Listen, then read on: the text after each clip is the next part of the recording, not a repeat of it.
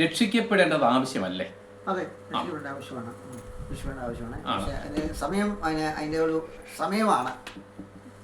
സമയം ബൈബിൾ അങ്ങനെ വെച്ചിട്ടില്ല. ബൈബിൾ വെച്ചിരിക്കുന്ന സമയം നമ്മൾ എപ്പോൾ വിശ്വസിക്കുന്നു അത് സ്വർഗത്തിന്റെ സ്വന്തം. അപ്പൊ നമ്മൾ വിശ്വസിക്കാതെ ഒരിക്കലും സ്വർഗത്തിനൊന്നും ചെയ്യാൻ കഴിയത്തില്ല. കാരണം ഇവിടെ ദൈവമല്ല പ്രവർത്തിക്കുന്നത്, സത്യത്തിൽ സാത്താനും പ്രവർത്തിക്കത്തില്ല. നമ്മൾ എന്ന് പറഞ്ഞൊരു വ്യക്തിയുടെ സ്വന്തം ഇഷ്ടത്താൽ എപ്പോൾ സമർപ്പിക്കുന്നുവോ, ഇപ്പം കർത്താവിനെ പറ്റി പറയുന്നു, അവൻ ഉറങ്ങുന്നില്ല, ഇസ്രായേലിന്റെ ദൈവം ഉറങ്ങുന്നുമില്ല, മയങ്ങുന്നുമില്ല, എപ്പോഴും അവൻ അലക്കാം. അപ്പം നമ്മൾ എപ്പോൾ സമ്മതിക്കുന്നു അപ്പം കർത്താവ് ഓക്കെ എന്നുവെച്ചാൽ പരിശുദ്ധാത്മാവിനെ തരാൻ, അല്ലെങ്കിൽ രക്ഷിക്കപ്പെടാൻ. അപ്പൊ രക്ഷിക്കപ്പെടുക എന്ന് പറഞ്ഞാൽ അതിന്റെ അർത്ഥം എന്താണെന്നറിയോ? പരിശുദ്ധാത്മാവകത്ത് വരിക എന്നുള്ളതാണ്. അപ്പൊ പരിശുദ്ധാത്മാവ്, അപ്പം നമ്മുടെ എല്ലാ ജാതി മത്സരം പറയും ദൈവം നമ്മുടെ അകത്തുണ്ടെന്ന് പറയില്ലേ? സത്യം പറഞ്ഞാൽ അത് തെറ്റായിരിക്കുന്ന സന്ദേശമല്ലേ? ദൈവം ആരുടെ ഹൃദയത്തിൽ ഇല്ല, ജന്മം കൊണ്ടില്ല. നമ്മൾ അവനെ വിളിച്ച് അപേക്ഷിക്കുമ്പോൾ മാത്രമേ, നമ്മുടെ ഹൃദയം അവന് വേണ്ടി സമർപ്പിക്കുമ്പോൾ മാത്രമേ വന്ന് എത്തുള്ളൂ. മറ്റേതെല്ലാം മാനുഷിക ജീവനാണ്, മനുഷ്യന്റെ ആത്മാവ്. പക്ഷെ ദൈവത്തിന്റെ ആത്മാവിന്റെ ഗുണം എന്താണെന്ന് ചോദിച്ചു കഴിഞ്ഞാൽ അവൻ ഒരു നാളും മരിക്കത്തില്ല. നിത്യ ആത്മാവ്, നിത്യജീവൻ അല്ലേ? നിത്യജീവൻ എന്ന് പറഞ്ഞാൽ എന്താ? എന്നും ജീവിക്കുന്ന ആത്മാവ്. അപ്പൊ നമുക്ക് എന്നും ജീവിക്കാൻ പറ്റുമോ? ഇല്ല. ഇപ്പൊ 100 വർഷം ജീവിക്കാന്ന് ഉറപ്പില്ല, 50 വർഷം ജീവിക്കാന്ന് ഉറപ്പില്ല, ഇന്ന് സന്ധ്യാസമയം വരെ ജീവിക്കാൻ നമുക്ക് ഉറപ്പില്ല. അപ്പൊ എപ്പം വേണേലും തീർന്നു പോകാവുന്ന ഒരു ശരീരത്തിൽ നമ്മൾ ജീവിക്കുമ്പോൾ, എന്നാൽ ഈ ശരീരത്തിന് അപ്പുറത്തേക്ക് എന്നേക്കും ജീവിക്കുന്ന ഒരു ആത്മാവിനെ, എന്ന് വെച്ചാൽ യേശുക്രിസ്തുവിന്റെ ആത്മാവിനെ. അപ്പൊ യേശുക്രിസ്തുവിന്റെ ആത്മാവ് എന്നേക്കും ജീവിക്കുന്നുള്ള തെളിവ് എന്തുവാ? അവൻ ഒരിക്കലായിട്ട് മരിച്ച് അടക്കപ്പെട്ടു ഉയർത്തെഴുന്നേറ്റത് വഴി ഇനി അവന് മരിക്കാൻ പറ്റുമോ? ഇനി മരണമില്ല. ആ മരണമില്ലാത്തവൻ നമ്മുടെ ഉള്ളത്തിലേക്ക് വരാമെന്നാണ് വാഗ്ദത്തം. അപ്പൊ ആ പരിശുദ്ധാത്മാവിനെ നമ്മളിലേക്ക് വരുന്നതാണ് രക്ഷിക്കപ്പെടുക എന്ന് പറഞ്ഞാൽ. ഇപ്പൊ നമ്മളെ പൊതുവെ ചോദിക്കുന്നത്, രക്ഷിക്കപ്പെട്ട ആൾ എപ്പോഴും ചോദിക്കും രക്ഷിക്കപ്പെട്ടാണോ? ഇപ്പം അമ്മമ്മയൊക്കെ ചോദിക്കുക, നമ്മുടെ ഒരു പ്രായം കഴിഞ്ഞ് നമ്മളോട് ഇച്ചിരി സ്നേഹമുണ്ട്, പക്ഷെ നമ്മളെ അറിയത്തില്ല, ആട്ടുമോളെ നീ കല്യാണം കഴിച്ചാന്ന് ചോദിക്കത്തില്ലേ? അല്ലേ? ഇപ്പം നമ്മൾ കണ്ടു കഴിഞ്ഞാൽ തന്നെ പുരുഷൻ, ഇപ്പം മക്കൾ എവിടെയെങ്കിലും പോയാൽ അവരാദ്യം ചോദിക്കും, നമ്മളെ അറിയാം പക്ഷെ അവരുടെ വ്യക്തിപരമായ ജീവിതം അറിയത്തില്ല, ചോദിച്ചു ആട്ടെ മോൻ്റെ കല്യാണം കഴിഞ്ഞാണോ? അതെന്നാ ഇവൻ കല്യാണം കഴിച്ചവനാ? അല്ലെങ്കിൽ നമുക്കറിയാം ഒരു ഒരു ഒരു പുരുഷനാണെങ്കിലും ഒരു സ്ത്രീ ആണെങ്കിലും ഒരു പ്രായം കഴിഞ്ഞാൽ വിവാഹത്തിലേക്ക് പോകണമെന്ന് പൊതുവെയുള്ള അറിവാണ്. അപ്പം നമ്മൾ ചോദിക്കും മോൾ കല്യാണം കഴിച്ചാന്നോ, മോനെ നീ വിവാഹം കഴിച്ചാന്നോ? അതുപോലെ രക്ഷിക്കപ്പെട്ടവർ ചോദിക്കുന്ന ഒരു ചോദ്യമാണ്, ആട്ടെ താങ്കൾ രക്ഷിക്കപ്പെട്ടതാണ്. അപ്പം രക്ഷിക്കപ്പെടുക എന്ന് പറഞ്ഞു കഴിഞ്ഞാൽ മനുഷ്യന് ഏറ്റവും ആവശ്യമുള്ള കാര്യമാണ് രക്ഷിക്കപ്പെടുക എന്നൊരു കാര്യം. അപ്പോൾ എങ്ങനെ നമ്മൾ രക്ഷിക്കപ്പെടാൻ പറ്റും? നമ്മൾ ഭൂമിയിൽ ജനിച്ചപ്പോൾ ദൈവമുള്ളവരായിട്ടാണോ ജനിച്ചത്? ഇതൊക്കെ നമ്മൾ മുമ്പേ സൂചിപ്പിച്ചു, ഒന്നുകൂടെ നമുക്ക് ധ്യാനിക്കാം. അപ്പം നമ്മൾ ജനിച്ചപ്പോൾ ദൈവത്തിന്റെ മക്കളായിട്ടാണോ ജനിച്ചത്? അല്ല. അപ്പം നമ്മൾ ഏത് മതത്തിൽ ജനിച്ചാലും, അതായത് ക്നാനായിട്ട് ജനിച്ചാലും, മർത്തോമ ജനിച്ചാലും, യാക്കോബ ജനിച്ചാലും, പിന്നെന്താണ് ഇപ്പോഴത്തെ നമ്മുടെ ഏത് അനുഭവത്തിൽ ജനിച്ചാലും, കത്തോലിക്കനായിട്ട് ജനിച്ചാലും, എല്ലാവരുടെ അനുഭവം എന്താണ്? ഒരൊറ്റ രീതിയിൽ എല്ലാവരും ജനിച്ചത്. ഒരേ ഒരു പുരുഷന്റെ രക്തത്തിൽ നമ്മളെല്ലാം ജനിച്ചത് അല്ലേ? അപ്പൊ നമുക്ക് ചാതുർവർണ്ണയങ്ങളുണ്ട്. ബ്രാഹ്മണനാണ്, ബ്രാഹ്മണന്മാരെന്താണ്? ശൂദ്രന്മാരെ പീഡിപ്പിച്ചിരുന്നു അല്ലേ? അവന്റെ വഴി കൂടെ കയറി വരാനൊക്കത്തില്ല ഇല്ലേ? പക്ഷെ ഈ ബ്രാഹ്മണൻ മരിച്ചാലും ശൂദ്രൻ മരിച്ചാലും നരകത്തിലോട്ടല്ലേ പോകുന്നത്? രണ്ടുപേർക്കും ദൈവം ഇല്ലല്ലോ. അപ്പൊ ഇതെല്ലാം സാത്താൻ മനുഷ്യനുണ്ടാക്കിയതല്ല. ഈ മതം മനുഷ്യനുണ്ടാക്കിയതല്ല, ദൈവം ഉണ്ടാക്കിയതുമല്ല. പിന്നെ ആരാ ഇതുണ്ടാക്കിയത്? മതം ഉണ്ടാക്കിയത് സാത്താനാ. സാത്താന്റെ വഞ്ചനയെ മതഭക്തി എന്ന് പറഞ്ഞു കഴിഞ്ഞാൽ, അപ്പം നമ്മളെ ഇപ്പം രക്ഷിക്കപ്പെട്ടില്ല എന്നുള്ള തെളിവെന്താ? നമ്മൾ പണ്ട് തൊട്ടേ നമ്മുടെ പിതാക്കന്മാർ ചെയ്യുന്ന കാലം തൊട്ടേയുള്ള ആചാരങ്ങൾ ഇപ്പോഴും നമ്മൾ ചെയ്യുന്നുണ്ട് ഇല്ലേ? 300 വർഷം മുമ്പ് നമ്മുടെ പിതാക്കന്മാർ ചെയ്യുന്ന അതേ ആചാരം നമ്മൾ ഇന്ന് ചെയ്യുന്നുണ്ട്. അതിന്റെ അർത്ഥം എന്താണ്? അതുകൊണ്ടൊരു പ്രയോജനം ഉണ്ടായിട്ടില്ലെന്നുള്ളതല്ലേ? ചിന്തിക്കാൻ പറ്റത്തില്ല അത്. അപ്പം നമുക്കിതിനെയും വേണ്ട. എനിക്കൊരു രക്ഷിക്കപ്പെട്ട ഒരു രക്ഷയുടെ അനുഭവം എനിക്ക് വേണമെന്ന് വെച്ച് കഴിഞ്ഞാൽ, യേശുക്രിസ്തുവിന്റെ ആത്മാവ്, യേശുക്രിസ്തുവിനെ മരിച്ചവരിൽ നിന്ന് ഉയർപ്പിച്ചവന്റെ ആത്മാവ് എന്നിൽ വരണം. അപ്പോൾ ഞാൻ ഈ മരണ വീടുകളിലൊക്കെ ചെല്ലുമ്പോൾ ഇങ്ങനെ ഒരു വചനം എടുത്ത് പ്രസംഗിക്കാറുണ്ട്. അത് നമ്മുടെ റോമാലേഖനം എടുക്കുന്ന ഞാൻ എടുത്ത് വായിച്ചോളാം. റോമാലേഖനം 8-ാം അധ്യായത്തിൽ ഒരു വചനമുണ്ട്. എന്താണ് ദൈവത്തിൽ നമ്മളെ പറ്റിയുള്ള ആഗ്രഹം നോക്കിയേ? ക്രിസ്തു നിങ്ങളിൽ ഉണ്ടെങ്കിലോ ശരീരം പാപം നിമിത്തം മരിക്കേണ്ടതെങ്കിലും ആത്മാവ് നീതി നിമിത്തം ജീവനാകും. അപ്പൊ യേശുക്രിസ്തു എൻ്റെ ഉള്ളത്തിലുണ്ടെങ്കിൽ ഈ ശരീരം കുഴിച്ചിട്ടാലും എൻ്റെ ആത്മാവ് ഉയർന്നു പോകും. അപ്പോൾ അങ്ങനെ ഉയർന്നങ്ങോട്ട് പോകും, കർത്താവിൻ്റെ അടുക്കിലേക്ക് പോകും. അങ്ങനെ പോകണമെങ്കിൽ എന്ത് ചെയ്യണം? യേശുക്രിസ്തു എൻ്റെ അകത്ത് വരണം. നമ്മൾ ജനിച്ചപ്പോൾ കിട്ടിയിട്ടില്ല. അപ്പം നമ്മൾ ഇന്ന് ക്രിസ്തു ഇല്ലാതെ നമ്മൾ മരിച്ചാൽ നമുക്ക് ഒരിക്കലും ദൈവത്തിൻ്റെ അടുത്ത് ചെല്ലാൻ പറ്റുമോ? കാരണം ക്രിസ്തു ഉള്ളവർക്ക് ദൈവമുണ്ട്, ക്രിസ്തു ഇല്ലാത്തവർക്ക് ദൈവം ഇല്ല. അപ്പൊ എന്നിട്ട് താഴെ പറയുന്നു, യേശുവിനെ മരിച്ചവരിൽ നിന്ന് ഉയർപ്പിച്ചവന്റെ ആത്മാവ് നിങ്ങളിൽ വസിക്കുന്നു എങ്കിൽ അപ്പൊ യേശുക്രിസ്തുവിനെ മരിച്ചവരിൽ നിന്ന് ഉയർപ്പിച്ച ആത്മാവ് എന്തുവാ?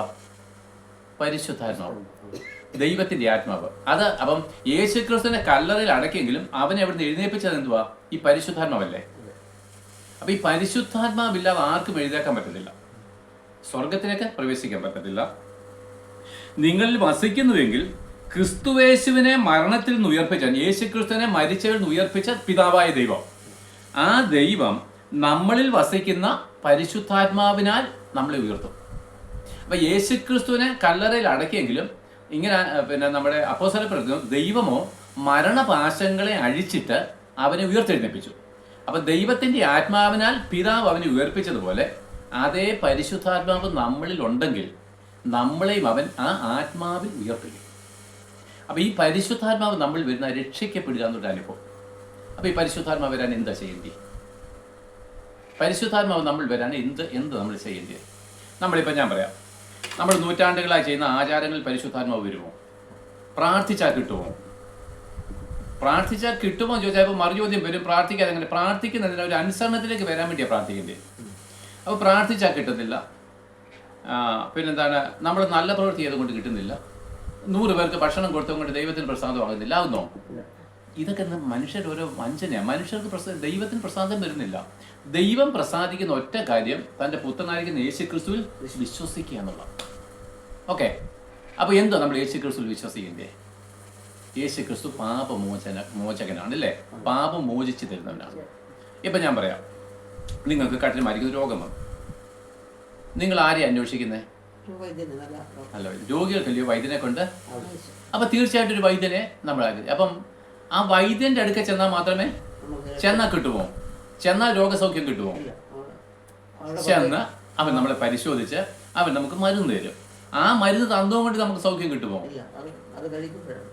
ആ ഡോക്ടറിലും അവൻ തന്ന മരുന്നിലും വിശ്വാസം കൊണ്ടല്ലേ കഴിക്കത്തുള്ളൂ. അത് കഴിച്ചെങ്കിൽ മാത്രമേ നമുക്ക് സൗഖ്യം വരുവാൻ. അപ്പൊ ഡോക്ടറെ ചെന്ന് കണ്ടത് കൊണ്ടോ അവൻ്റെ നിന്ന് മരുന്ന് മേടിച്ചുകൊണ്ടോ നമുക്ക് സൗഖ്യമില്ല, നമ്മളത് അനുഭവിക്കും. ഇപ്പൊ രക്ഷിക്കപ്പെടുക എന്ന് പറഞ്ഞു കഴിഞ്ഞാൽ പ്രാർത്ഥന കൊണ്ട് മാത്രമല്ല, പിന്നെ എന്താണ്, കർത്താവിനെ നമ്മൾ വിശ്വസിക്കുകയും അനുസരിക്കുകയും ചെയ്യണം. വിശ്വസിക്കുകയും അനുസരിക്കുകയും ചെയ്തെങ്കിൽ മാത്രമേ നമുക്ക് ഈ രക്ഷ കിട്ടത്തുള്ളൂ. അപ്പൊ നോക്കിയേ, അപ്പൊ രക്ഷയ്ക്കപ്പെടാൻ ഒറ്റ വഴി നമ്മൾ മുമ്പ് പറഞ്ഞ രോഗികൾക്കല്ലയോ വൈദ്യനെ കൊണ്ട് ആവശ്യം, ആ ഒരു വചനം എടുക്കാം. അപ്പൊ എന്താണ്, എനിക്കൊരു രോഗം, ഇതേവരെ ഇന്ന് നമ്മൾ ഡോക്ടറെ കാണാൻ പോയില്ല, പോയോ? പോയില്ല, പോകേണ്ട കാര്യമില്ല. നമുക്ക് പ്രത്യേകിച്ച് അസുഖമൊന്നും പ്രത്യക്ഷത്തിൽ കാണുന്നില്ല, അകത്തുണ്ടോ നമ്മൾ അറിയുന്നില്ല. അതുകൊണ്ട് വൈദ്യനെ കാണാം. ഇപ്പം നാളെ ഒരു അസുഖം വന്നു കഴിഞ്ഞാൽ നമ്മൾ എന്ത് ചെയ്യും? നമ്മൾ ഡോക്ടറെ കാണാം, ഒരു വൈദ്യനെ കാണാൻ പോകും. അപ്പോൾ ഒന്നാമത്തെ കാര്യം, എനിക്ക് രോഗമുണ്ടെന്നുള്ള ബോധ്യം. അപ്പോൾ വൈദ്യനെ കണ്ടില്ലുള്ള കുഴപ്പം എന്നാ? അല്ല, ആ രോഗം മൂർച്ഛിക്കാനും മരിച്ചു പോകുന്നുള്ള ഭയത്തിലായി പോകുന്നത് അല്ലേ? അപ്പോൾ ഒരു നിസ്സാര പനി വന്നാലും ഇന്നത്തെ കാലത്ത് ഒരു പനി മതി മരിക്കാൻ. അപ്പം മരണഭീതി കൊണ്ടാണ് ഡോക്ടറെ കാണാൻ പോകുന്നത് അല്ലേ? ഈ മരണഭീതിയിലേ നമ്മൾ പോകത്തില്ല, ഈ പൈസ കൊടുക്കാനൊന്നും പോകത്തില്ല. നെഞ്ചിനകത്തൊരു വേന വന്നു, അതൊരു 50 വർഷം തുടർന്നാലും നമുക്ക് മരിക്കത്തില്ലെങ്കിൽ നമ്മൾ പോകത്തില്ല. എന്തിനാ പൈസ കൊടുക്കുന്നത്? അപ്പം മരണഭീതി ഉള്ളത് കൊണ്ടാണ് ഡോക്ടറെ കാണാൻ പോകുന്നത്. പക്ഷേ ഈ മരണം എന്താണ്? താൽക്കാലികം, എപ്പം വേണേലും. അതായത് താൽക്കാലിക മരണമോ? അത് നമ്മുടെ നിത്യമരണത്തിലൊക്കെ ഉണ്ടെന്ന്, ഭൂമിയിലെ ജീവിതം അവസാനിച്ചതേ ഉള്ളൂ. അപ്പോൾ ഒന്നാമത്തെ കാര്യം, നമ്മളൊരു വൈദ്യനെ കാണണമെങ്കിൽ നമുക്ക് എന്താണ്, രോഗമുണ്ടെന്ന് നമ്മൾ മനസ്സിലാക്കണം. 2, ഈ രോഗം കൊണ്ട് ഞാൻ ഇങ്ങനെ പോയെന്നാ ഞാൻ മരിച്ചു പോകുമല്ലോ എന്നുള്ള മരണഭീതി ഉണ്ടാകണം. അപ്പം നമ്മൾ ഒരു വൈദ്യനെ പോയി കണ്ടേക്കാം. ഇങ്ങനെ പോയാൽ അപ്പോൾ അമ്മമ്മൻ്റെ പക്ഷേ നിങ്ങൾ ഇങ്ങനെ വെച്ചോണ്ടിരിക്കുക, നമ്മുടെ കൂട്ടം ഇങ്ങനെ വെച്ചോണ്ടിരിക്കല് വലിയ ഗുരുതരം എന്ന് പറഞ്ഞാൽ ചത്തു വന്നേക്കട്ടെ അല്ലേ? നീ മരിച്ചു എന്ന് പറഞ്ഞില്ല, ഇതിങ്ങനെ കൊണ്ട് നടക്കല്ലോ, വലിയ പ്രശ്നമാണെന്ന് പറഞ്ഞാൽ അർത്ഥം എന്തുവാ? ഇങ്ങനെ പോയാൽ ഞാൻ മരിച്ചു പോകാൻ സാധ്യതയുണ്ട്. നമ്മൾ ഓടി വൈദ്യൻ്റെ അടുത്ത് പോകുന്നു. അപ്പോൾ വൈദ്യൻ എൻ്റെ കുറിപ്പെല്ലാം തരുന്നു, മരുന്ന് മേടിക്കുന്നു, കഴിക്കുന്നു. അതുപോലെ നമ്മൾ അനുസരിക്കുന്നു. ഓക്കെ, അത് ഈ ഭൂമിയിലെ മരണത്തിൽ നിന്ന് രക്ഷ പ്രാപിക്കണം. പക്ഷേ ഇതെല്ലാം ചെയ്താലും നാളെ മരിക്കും. അപ്പം ഞാൻ ചോദിക്കട്ടെ, ഇതിനേക്കാളും ഭയങ്കരമായിരിക്കുന്ന ഒരു മരണം നമ്മളെ കാത്തിരിക്കുക, ആത്മാവിൻ്റെ നരകവിധിയിലേക്കുള്ള യാത്ര. അപ്പം രോഗികൾക്കല്ലയോ വൈദ്യനെ കൊണ്ട് ആവശ്യം. അവണ്ണം ഞാൻ നീതിമാന്മാരെ തേടിയല്ല പാപികളെ തേടി അത്ര ലോകത്തിലേക്ക്. അപ്പം നോക്കിയാൽ ഈ രോഗം നമ്മളെ ഭൂമിയിൽ മരിപ്പിക്കുമെങ്കിൽ ഈ പാപം നമ്മളെ സ്വർഗത്തിൽ നിന്ന് മരിപ്പിച്ച് കളയും. സ്വർഗത്തിലേക്ക് ഒരിക്കലും പിന്നെ നരകത്തിലേക്ക് പോകുന്ന അപ്പം നമ്മൾ പാപിയാണെന്ന് പറഞ്ഞാൽ നരകത്തിലേക്കാണ് പോകണമെന്ന് പറയാം. അപ്പം നരകത്തിൽ നിന്ന് പോയി നമ്മളെ രക്ഷിക്കാൻ ആർക്കെങ്കിലും പറ്റുമോ? ഞാൻ പറയാം, ഞാൻ ഹിന്ദുക്കളായിരുന്നപ്പോൾ ഞാൻ ഒത്തിരി ചടങ്ങുണ്ട്. ചാകുമ്പോൾ പൂജ, ചാകുന്നിടം വരെ പൂജ, ചാകുമ്പോൾ ഒരു പൂജ, കുഴിച്ചു വെക്കുമ്പോൾ ഒരു പൂജ, പിന്നെ 5-ാം നാളിൽ സഞ്ചയനം, പിന്നെ 16 അടിയന്തരം, 41 അടിയന്തരം, പിന്നെ എല്ലാ വർഷവും വാവ്. പിന്നെ ആലുവായാലും കടലിലും പിന്നെ തൃക്കുന്നപ്പുഴയും പോയി ബലിയിടുക, മരിച്ചു പോയിട്ടില്ല. അപ്പൊ എന്താണ് ഇതിനകത്തൊന്നും ഒരു രക്ഷയുമില്ല. ഉണ്ടോ? ഇപ്പൊ ഞാൻ ജീവിച്ചിരുന്നപ്പോൾ എൻ്റെ വിശ്വാസം, എൻ്റെ പ്രവൃത്തി സ്വർഗത്തിൽ എത്തിക്കുമായിരുന്നുവെങ്കിൽ മരിച്ചുപോയി എന്നെ സ്വർഗത്തിൽ കൊണ്ടുപോകാൻ വേണ്ടി പിന്നെ പൂജ നടത്തണോ? അല്ല, ഈ പുരോഹിതൻ വന്ന് അന്ന് പൂജ നടത്തിയാലും പിന്നെ സഞ്ചയനം നടത്തണോ? ഉറപ്പില്ല. അതുകൊണ്ട് 41 അടി എന്തിനു വെക്കുന്നത്? ഇതെല്ലാം ഈ പൂജകളും കർമ്മങ്ങളും ആചാരങ്ങളും എല്ലാം എന്താണ് ഈ ഹിന്ദുക്കൾ പറയുന്നത് മോക്ഷപ്രാപ്തി. മോക്ഷപ്രാപ്തി എന്ന് പറഞ്ഞാൽ ദൈവത്തോട് ചേരുകയാണുള്ളത്. അപ്പൊ എന്താണെന്ന് ചോദിച്ചു കഴിഞ്ഞാൽ നമ്മൾ ജീവിച്ചിരുന്നപ്പോൾ ദൈവമായിട്ടുള്ള ശത്രുത്വമാണെന്നാണ് ഇതിന്റെ തെളിവ്. കാരണം ദൈവത്തിന്റെ അടുക്കലേക്ക് പിന്നെ ഉന്തി തള്ളി കൊണ്ടുപോകാം. ദൈവം കേൾക്കുന്നുണ്ടോ ഇത്? ഇല്ല, ഇല്ല, വ്യർത്ഥമായത്. ഇപ്പം നിങ്ങൾ ക്രിസ്ത്യാനികളെ സംബന്ധിച്ചോളം നമുക്കറിയാം, മരിക്കുമ്പോഴെന്താണ് ഒരു പ്രാർത്ഥന, എന്താ സ്വർഗത്തിൽ, ആ പ്രാർത്ഥന എനിക്കറിയത്തില്ല, നിങ്ങൾക്കറിയാം എന്താണ്? ഈ ധൂപക്കുറ്റിയൊക്കെ വീഴ്ചിട്ട് ഇവന്റെ ആത്മാവിനെ സ്വർഗത്തിലോട്ട് വിടുക. ഉറപ്പില്ലല്ലോ. ഉറപ്പുണ്ടായിരുന്നു പിന്നെ 40 ദിവസം പ്രാർത്ഥിക്കണോ? എന്നിട്ട് ഉറപ്പുണ്ടായിരുന്നു പിന്നെ ആണ്ടുതോറും കല്ലറ കൊണ്ടുപോയി പ്രാർത്ഥിക്കണോ? അത് ഓർമ്മയല്ല, അങ്ങോട്ട് കൊണ്ടുപോയി എന്നുള്ളത് ഉറപ്പില്ലായ്മ പിന്നെ നമ്മൾ കയറ്റി വിടുക. അപ്പൊ എന്താണ്? ഇതെല്ലാം വ്യർത്ഥമായിട്ട് തീരുക. നമ്മൾ ഒത്തിരി പേരെ വിട്ടിട്ടുണ്ട്, പക്ഷെ നമ്മൾ ഒരു ദിവസം മരിച്ചു കഴിയുമ്പോൾ ഇതിന്റെ വ്യർത്ഥത നമ്മൾ അറിയും. ഇവിടെ പരിപാടി നടക്കുമ്പോൾ നമ്മൾ കരഞ്ഞുണ്ടാക്കും. അപ്പൊ നോക്കിയേ, അപ്പൊ ഒന്നാമത്തെ കാര്യം, ഒരു മനുഷ്യൻ എനിക്ക് രോഗമുണ്ടെന്ന് ബോധ്യം വരണം. ഇത് ബോധ്യം വന്നില്ലെങ്കിൽ മറ്റൊരുത്തം പറയടാ, നീ ഇന്നലെ വല്ല ചുമക്കുന്നുണ്ടല്ലോ, നിനക്ക് ലെൻസിന് എന്തോ പ്രശ്നമുണ്ട് കേട്ടോ, പറഞ്ഞു വിടണം. അത് പോട്ടെന്ന് പറഞ്ഞാൽ സാരമില്ല, അല്ല നീ പറഞ്ഞു വിടും. സ്നേഹമുള്ളൂ, നമ്മൾ പറഞ്ഞു വിടും അല്ലേ? ഇപ്പം അച്ഛൻ ഒരു പ്രശ്നം ഉണ്ടെങ്കിൽ അച്ഛൻ വേണ്ടെന്ന് പറഞ്ഞാലും അമ്മാമ്മ എന്ത് ചെയ്യും? നിങ്ങളൊന്ന് ആശുപത്രി പോകും മനുഷ്യാന്ന് പറയത്തില്ലയോ? പറയും. കാരണം എന്താണ്? അച്ഛൻ മരിച്ചു പോകുന്ന അമ്മയ്ക്ക് ഇഷ്ടമല്ല. മനസ്സിലാകുന്നുണ്ടോ? അവണ്ണം രോഗസംബന്ധമായിരിക്കുന്ന മരണത്തിൽ രക്ഷിക്കാൻ നമ്മളൊരു വൈദ്യനെ കാണാൻ ഇച്ഛിക്കുന്നത് പോലെ പാപസംബന്ധമായിരിക്കുന്ന നിത്യമരണത്തിൽ നരകവിധിയിൽ നമ്മളെ രക്ഷിക്കാൻ കഴിയുന്ന ഒരു വൈദ്യനുണ്ട്. മറ്റിടത്ത് ഒത്തിരി ഡോക്ടറുണ്ട്. ഇവിടുത്തെ ഡോക്ടറെ നമുക്ക് ഇഷ്ടമില്ലെങ്കിൽ അവിടുത്തെ ഡോക്ടറെ പോയി കാണാം അല്ലേ? ഈ ഹോസ്പിറ്റലിൽ നമുക്ക് യോഗ്യം അല്ലെങ്കിൽ അടുത്ത ഡോക്ടേഴ്സ് ഇഷ്ടം പോലെ ഉണ്ട്. പക്ഷെ പാപമോചനം തരുന്ന ഡോക്ടർ, വൈദ്യൻ ഒറ്റ ഒരാളേ ഉള്ളൂ. ലോകത്തിൽ ഒരുത്തനേ ഉള്ളൂ. 2 പേരില്ല. ഉണ്ടോ? അപ്പൊ പാപമോചനം സ്വർഗത്തിൽ നിന്ന് വരുന്ന, സ്വർഗത്തിൽ നിന്ന് ഇറങ്ങി വന്നവൻ വേറെ ഒരുത്തനുമില്ല. അപ്പൊ ഈ ഭൂമിയിൽ ഒരു ഡോക്ടറെ മാത്രം ഉള്ളെങ്കിൽ നമ്മളെല്ലാം അവൻ്റെ അടുത്ത് പോകത്തില്ലേ? അവണ്ണം പാപമോചനം തരുവാൻ കഴിയുന്ന വൈദ്യൻ ഒരുത്തന്നെ ഉള്ളത് യേശു ക്രിസ്തു. അപ്പൊ പാപത്തിന് പരിഹാരം ക്രിസ്തുവിൽ മാത്രമാണ്. അപ്പൊ ക്രിസ്തുവിന്റെ അടുക്കലേക്ക് നമുക്കൊന്ന് പോകാം. എങ്ങനെയാ പോകുന്നത്? ഒന്നാമത്തെ കാര്യം ഞാൻ പറയുന്നു, അച്ഛൻ പാപിയ അല്ലേ? അച്ഛനെ സംബന്ധിച്ച് എനിക്ക് പാപമുണ്ട് അല്ലേ? അമ്മാമേ പാപിയ. അതിൻ്റെ അർത്ഥം എന്താ? അപ്പം എനിക്കറിയാം, നിങ്ങൾ അറിയാവുന്നതിനേക്കാളും ഉപരി എനിക്കറിയാം, എത്രയും പെട്ടെന്ന് കർത്താവിൻ്റെ അടുക്കൽ പോയി പാപമോചനം പ്രാപിക്കും. ഇതാ ഞാൻ പറയുന്നത്. അമ്മാമ്മ പറയാം, എത്രയും പെട്ടെന്ന് ഡോക്ടറെ അടുത്ത് പോയി മരുന്ന് മേടിച്ചോണം എന്ന് പറയുന്ന പോലെ ഈ രക്ഷ അനുഭവിച്ച ഞാൻ പറയുന്നു, അങ്ങനെയല്ല. എത്രയും വേഗം ഈ വൈദ്യൻ്റെ അടുത്തോട്ട് പോയിട്ട് സൗഖ്യം പ്രാപിക്കണം, രക്ഷിക്കപ്പെടണം. ഇവിടുത്തെ രോഗസൗഖ്യം, പാപസൗഖ്യം രക്ഷിക്കപ്പെടുക എന്നുള്ള. അപ്പോഴെങ്ങനെയാ? അപ്പം ഒരു വൈദ്യനേ ഉള്ളൂ, യേശു ക്രിസ്തു. അപ്പോഴെങ്ങനെയാണ് നമ്മൾ സൗഖ്യം നേടുന്നത്? ഒന്ന്, ഇത് ഞാൻ സിമ്പിളായിട്ട് പറയാം. ഒന്ന്, നമുക്ക് പാപമുണ്ടെന്ന് അംഗീകരിക്കണം. അത് നമ്മൾ അംഗീകരിച്ചു. പക്ഷെ അതിന് വലിയ ഗൗരവം കൊടുത്തിട്ടില്ല. ഉണ്ടോ? വലിയ ഗൗരവം കൊടുത്തു. ഒരു ചുമ വരുന്നതിന്റെ ഗൗരവം പോലും ഞാൻ പാപിയാണെന്നുള്ള ബോധത്തിന് കൊടുത്തിട്ടില്ല. ഉണ്ടോ?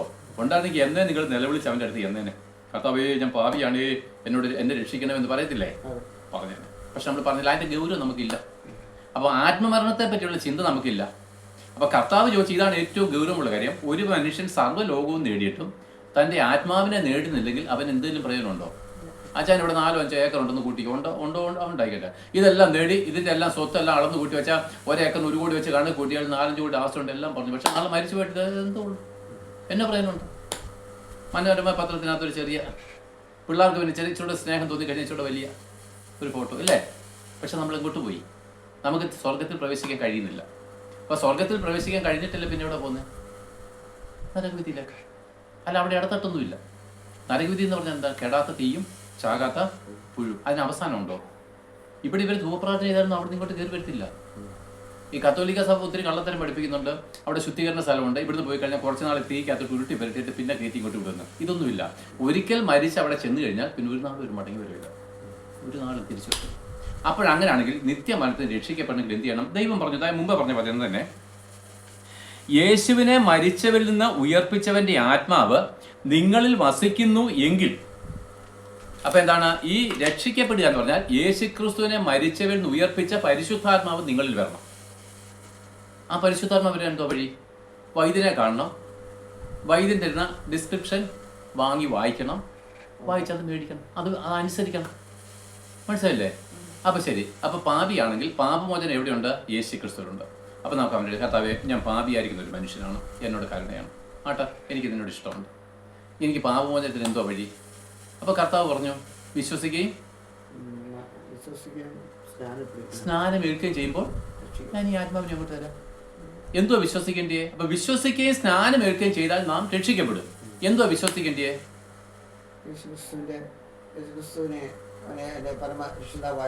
രക്ഷകൻ എന്ന് പറഞ്ഞാൽ യേശുക്രിസ്തു എനിക്ക് വേണ്ടി എൻ്റെ പാപത്തിന്റെ പരിഹാര ബലിയായിട്ട് അവൻ മരിച്ചു.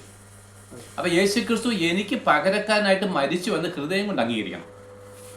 അപ്പോഴാ സ്നേഹത്തെ നമ്മൾ റിസീവ് ചെയ്യുക. കാരണം ഇതുപോലെ എനിക്ക് വേണ്ടി ആരാ മരിച്ചിട്ടുള്ള? ആരെങ്കിലും മരിക്കുമോ? അമ്മാമ ഇദ്ദേഹത്തിന് വേണ്ടി മരിക്കുമോ? തിരിച്ചു മരിക്കുമോ? ഒരിക്കലും മരിക്കാൻ സാധ്യമല്ല. എത്ര സ്നേഹമാണ് ശരി. പക്ഷേ യേശുക്രിസ്തു എനിക്ക് വേണ്ടി മരിച്ചുവെങ്കിൽ അവന്റെ സ്നേഹം ഞാൻ അംഗീകരിക്കുക. അപ്പം സുവിശേഷം കേട്ടിട്ടാ വിശ്വസിക്കുന്നത്, കേൾക്കാതെ അങ്ങനെ വിശ്വസിക്കുന്നത്. അപ്പൊ യേശുക്രിസ്തു മരിച്ചത് ആർക്ക് വേണ്ടിയിട്ടാ? എനിക്ക് വേണ്ടി. നമുക്ക് വേണ്ടിയിട്ടല്ല, എനിക്ക് വേണ്ടി. എനിക്ക് വേണ്ടി. അങ്ങനെ വിശ്വസിക്കുമ്പോഴാണ് ആ ക്രിസ്തുവിന്റെ സ്നേഹം നമ്മൾ അറിയുന്നത്. കാരണം യേശുക്രിസ്തു കഷ്ടം സഹിച്ചത് മുഴുവൻ ആർക്ക് വേണ്ടി? അങ്ങനെയാണെങ്കിൽ എനിക്ക് വേണ്ടിയിട്ടാണ്, നമുക്ക് വേണ്ടിയിട്ടല്ല, എനിക്ക് വേണ്ടിയിട്ടാണ്. പൗലോസ് അത് പഠിപ്പിച്ചത്. എന്നെ സ്നേഹിച്ച് എനിക്ക് വേണ്ടി തന്നെത്താൻ ഏൽപ്പിച്ചു. പൗലോസ് പറഞ്ഞു, കർത്താവ് മരിച്ചതും കഷ്ടമേറ്റതും എന്നെ ഓർത്താം. അപ്പൊ ക്രൂസിൽ താൻ ഇങ്ങനെ ക്രൂസിൽ കിടക്കുമ്പോൾ കർത്താവ് ഓർത്ത വ്യക്തി ആരാ? പൗലോസ് പറഞ്ഞ് എന്നെ ഓർത്തെന്ന്. വിജയനായി ഞാൻ പറഞ്ഞു എന്നെ ഓർത്തെന്ന്. അച്ഛൻ എന്താ പറയണ്ടേ? എന്നെ ഓർത്ത. അമ്മമ്മ എന്താ പറയണം? ക്രിസ്തു ക്രൂസിൽ കിടക്കുമ്പോൾ ആ ക്രിസ്തു ഓർത്ത വ്യക്തി ആരാ? അമ്മമ്മയെ ഓർത്ത്, ശശിപൂറിനെ ഓർത്ത്. ഒന്ന് ഓർത്ത് വയ്ക്കേ, ഈ സ്വർഗം വിട്ട് അവൻ ഇറങ്ങി വന്ന് സകല കഷ്ടങ്ങൾ സഹിക്കുമ്പോൾ എന്നെ ഹൃദയത്തിൽ ധ്യാനിച്ച്, അല്ലെങ്കിൽ ഇതല്ല ഞാൻ അനുഭവിക്കണ്ടേ? ഈ കഷ്ടം മുഴുവൻ അല്ലെങ്കിൽ ഞാൻ അനുഭവിക്കണം. പാപത്തിന്റെ ശമ്പളം മരണം. അപ്പൊ ഈ പാപത്തിന്റെ എല്ലാ ശിക്ഷ ഞാൻ ഏക്കേണ്ടതാ. അപ്പൊ കർത്താവ് പറഞ്ഞു, നീ ഏക്കണ്ട, ആ പാപം ഞാൻ ഇങ്ങേറ്റു. അപ്പം എന്റെ പാപം ഏറ്റാല് ഇപ്പൊ ഞാൻ കേട്ടാ, ഈ സഹോദരന് ഈ വീട്ടിൽ നിന്ന് 10,000 രൂപ മൂട്ടിച്ചുകൊണ്ട് പോയി. അപ്പൊ തീർച്ചയായിട്ടും പോലീസ് പിടിക്കുമല്ലോ. അപ്പൊ എന്താണ്, എനിക്ക് അദ്ദേഹത്തോട് കരുണ തോന്നിയിട്ട് ഞാൻ ചെന്ന് പോലീസുകാരോട് പറഞ്ഞു, ഇന്ന എടുത്തത് പൈസ ഞാൻ ഇങ്ങനെ എടുത്തേ, അദ്ദേഹം അല്ല എടുത്ത, ഞാൻ എടുത്തെന്ന് പറഞ്ഞു കഴിഞ്ഞാൽ തെളിവല്ല. ഇപ്പൊ എനിക്കെതിരായില്ലേ? അപ്പൊ ഇനി ജയിലിൽ കിടക്കേണ്ട ആരാ? ഞാനാ കിടക്കേണ്ട. ആരോടുള്ള സ്നേഹത്തിൽ? മനസ്സിലല്ലേ? അപ്പൊ ഈ വ്യക്തിയോടുള്ള സ്നേഹത്തിൽ ഇദ്ദേഹം ചെയ്ത കുറ്റം ഞാൻ അങ്ങേറ്റു. അല്ലെങ്കിൽ ഇദ്ദേഹത്തിന് അടി കിട്ടിയ ആടി ഞാനങ്ങ് മേടിച്ചു. അതൊരു സ്നേഹമല്ലേ? സ്നേഹത്തിന് വേണ്ടി പ്രാണനെ കൊടുക്കുന്നതിലും വലിയ സ്നേഹം ഇല്ല. അപ്പൊ അങ്ങനെയാണെങ്കിൽ യഥാർത്ഥമായിരിക്കും സ്നേഹിതനാരാ? യേശുക്രിസ്തു എനിക്ക് വേണ്ടി സ്വന്തം പ്രാണനെ തന്നു. അപ്പൊ ഇത് നമ്മൾ അംഗീകരിച്ചാൽ കർത്താവ് എനിക്ക് വേണ്ടി മരിച്ചു എങ്കിൽ ഞാനും അവനോട് കൂടെ മരിക്കും. വചനമുണ്ട്, തിമോഥെയോസിന് എഴുതുമ്പോൾ ഇങ്ങനെ എഴുതി,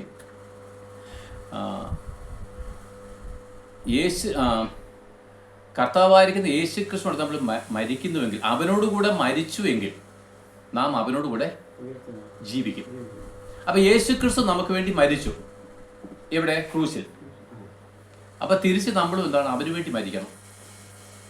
അത് സാധ്യമാണോ? യേശുക്രിസ്തു ഇന്ന് ഇവിടെ ഇല്ലല്ലോ. യേശുക്രിസ്തു ഇന്ന് ഭൂമിയിലുണ്ടോ? അവൻ സ്വർഗത്തിൽ പിതാവിന്റെ വലത്തുഭാഗത്ത് അമർന്നിരിക്കുന്നവൻ. അപ്പൊ ക്രിസ്തു 2000 വർഷങ്ങൾക്ക് മുമ്പ് എനിക്ക് വേണ്ടി മരിച്ചുവെങ്കിൽ ഞാനും അവന് വേണ്ടി മരിക്കണം.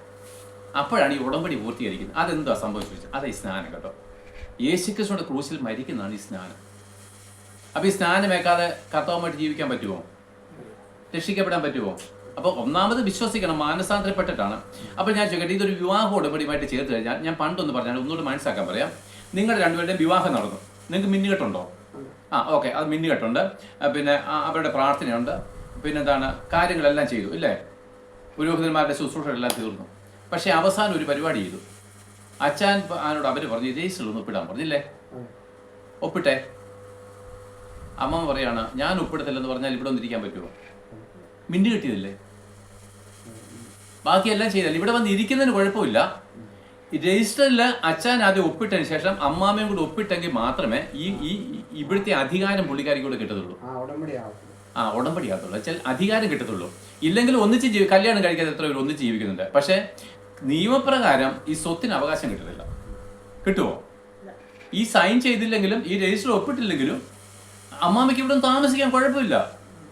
പക്ഷേ നാളെ ഈ വസ്തുവിന്റെ പ്രശ്നത്തിൽ നിങ്ങളുടെ കോടതിയിലെങ്ങാനും ചെന്ന് നിയമപ്രകാരം നിങ്ങൾ ചെന്ന് കഴിഞ്ഞാൽ ഒരു കാര്യം മണ്ണ് ഇവിടുന്ന് അമ്മമ്മയ്ക്ക് കിട്ടത്തില്ല. കാരണം എന്താണ്? രജിസ്റ്റർ ചെയ്തിട്ടില്ല, രജിസ്റ്റർ പേരില്ല. മനസ്സിലാകുന്നുണ്ടോ? അങ്ങനെയാണെങ്കിൽ അപ്പം അച്ഛൻ സൈൻ ഇട്ടു, അമ്മാമ്മയും കൂടെ സൈൻ ഇട്ടെങ്കിൽ മാത്രമേ ഈ വിവാഹ ഉടമ്പടി ലീഗലി പൂർത്തീകരിക്കത്തുള്ളൂ. അല്ലേ? അങ്ങനെയാണെങ്കിൽ അപ്പോൾ എന്താണ്, ഈ സൈനാണ് യേശു ക്രിസ്തു ക്രൂശിൽ തന്നത്. ക്രിസ്തു നമുക്ക് വേണ്ടി ക്രൂശിൽ മരിച്ചു. എന്നിട്ട് തിമോഥെയോസിന് എഴുതിയപ്പോൾ പൗലോസ് പറഞ്ഞു, അവനോട് കൂടെ മരിച്ചു എങ്കിൽ നാം അവനോട് കൂടെ ജീവിക്കും. അവൻ നമുക്ക് വേണ്ടി മരിച്ചു, ക്രൂശിൽ മരിച്ചു. നാമും അവനോട് കൂടെ മരിച്ചാൽ മാത്രമേ നമ്മൾ ഒന്നാകത്തുള്ളൂ, ഒന്ന് ജീവിക്കാൻ പറ്റും, സ്വർഗത്തിലേക്ക് പ്രവേശിക്കാൻ ഒക്കത്തുള്ളൂ. അതിനാ പറഞ്ഞത്, നിങ്ങൾ മാനസാന്തരപ്പെട്ട് നിങ്ങളുടെ പാപമോചനത്തിനായിട്ട് സ്നാനമേൽപ്പീൻ, അപ്പോൾ പരിശുദ്ധാത്മാവെന്ന് ദാനം കിട്ടും. വിവാഹത്തിന്റെ നിങ്ങളൊരു റിങ് ഇട്ടില്ലേ, ഇല്ലേ, ഒരു മോതിരം ഇട്ടില്ലേ? മോതിരം എന്തിനാ സൂചിപ്പിക്കുന്നത്? എന്തോ പറ. ഇത് പരിശുദ്ധാത്മാവോട് കണക്ട് ചെയ്താൽ പറയുന്നത്. അച്ഛൻ ഒരു മോതിരം, നേരത്തെ വേറെ മോതിരം അപ്പനൊക്കെ തന്ന കാണും വീട്ടിൽ നിന്ന്, പക്ഷെ അച്ഛൻ ഒരു മോതിരം പേര് കൊത്തി അങ്ങോട്ട് ഇട്ടു. അതിന്റെ അർത്ഥം എന്തറിയാമോ? എൻഗേജ്ഡ് എന്നല്ലേ പറയുന്നത്. ഇവൾ ഇനി എന്റേതാണ് അല്ലേ, ഇനി ആരും ഇവളെ വിവാഹം അന്വേഷിച്ച് വരണ്ട, അതിന്റെ അർത്ഥം അല്ലേ? ഞങ്ങൾ ഹിന്ദുക്കളാണ്, നെറ്റിക്കൊരു അതെന്താ, ഇവൾ വിവാഹിതയാണ്, ഇവളെ നോക്കി ഇനി ഒരു പുരുഷനെ മോഹിക്കണ്ട, കല്യാണം എന്ന് പറഞ്ഞാൽ വിട്ട് ഇവൾ എൻ്റെ സ്വന്തമോ, അല്ലെങ്കിൽ അവൻ്റെ ആ ഭർത്താവിൻ്റെ സ്വന്തം എന്ന് പറഞ്ഞാൽ ഇപ്പോൾ എന്താണ്, അമ്മാമ്മ ഇനി ഇദ്ദേഹത്തിൻ്റെ സ്വന്തമാണെന്നുള്ള തെളിവാണ് ഇറിങ്ങ. മനസ്സിലല്ലേ? അത് മോതിരം, മുദ്രമോതിരം ഒന്നും പറയാം. അവണ്ണം സ്നാനമേൽക്കുമ്പോൾ പരിശുദ്ധാത്മാവ് കിട്ടും. പരിശുദ്ധാത്മാവ് വന്നു കഴിഞ്ഞാൽ ഇനി നമ്മൾ ലോകത്തിനുള്ളവനല്ല, പിശാചിനുള്ളവനല്ല.